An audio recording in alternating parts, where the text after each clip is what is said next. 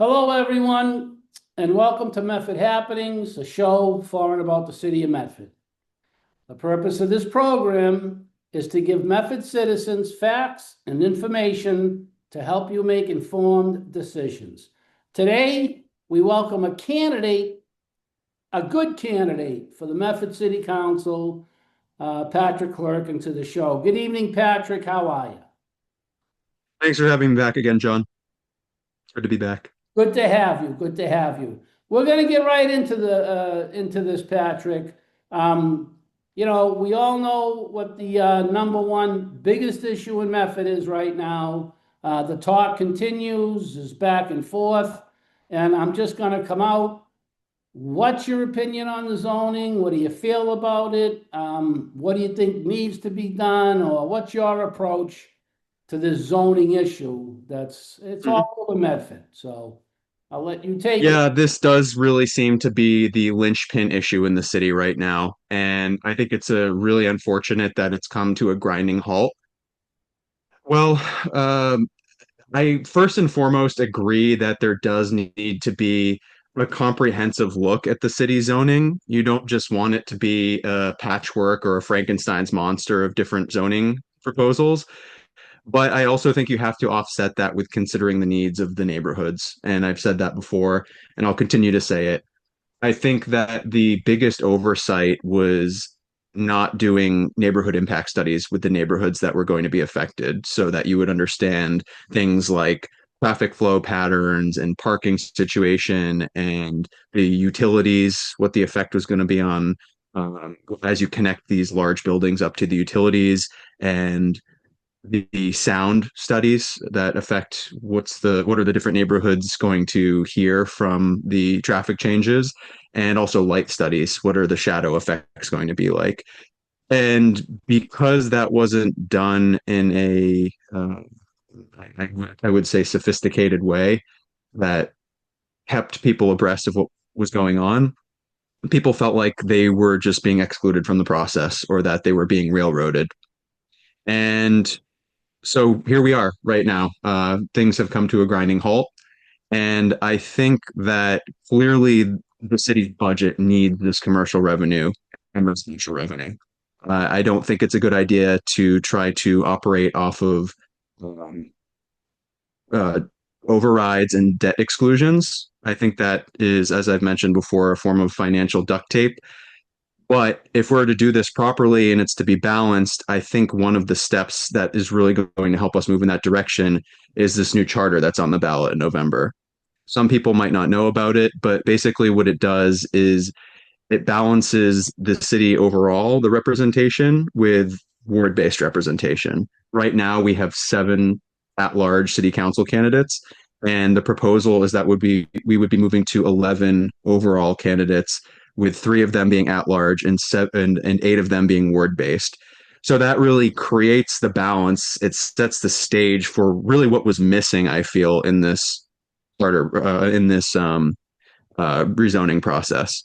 And we have to really set the stage for neighborhood leadership and neighborhood participation. And I think that charter that's on the ballot will be a huge step in that direction. It doesn't take, if it is voted in, it doesn't um, take over immediately, but we have 2 years to lay the groundwork for it. And I think if we do that, then that sets the stage for other things like the high school is another big thing that's on people's minds right now. And with the high school, it's okay, do we lean towards strategic renovation? Do we lean towards an entirely new building? And whatever your feelings are on that, we have to learn from the mistakes that were made in the rezoning process, and we have to properly include the residents throughout the process. And we have to say the pros and cons, and we have to not lean strictly on overrides and debt exclusions to make it happen. So all of those things tie together in one big package. No, no, no, they certainly do, and geez, let's see. You hit on the charter, the zoning. You touched on the school, and I think the school is going to be a huge part of the next election cycle, so to speak.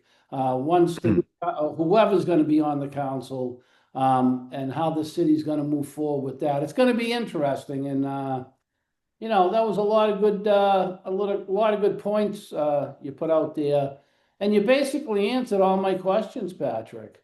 I mean, Let's get one quick tip. swift, yeah, no, but yeah, that's really. I mean, so I will ask you this though. I mean, it sounds like I know I'm voting yes on the charter. I'm not afraid. I mean, what are you going to do with this charter as it is? You feel it's a good thing to pass? You want to comment on I it? do. I do feel that's a good thing to pass. A couple years ago when I first ran, I was really not familiar with the charter process that was occurring. And I was concerned that there was going to be ideology and partisanship baked into the cake.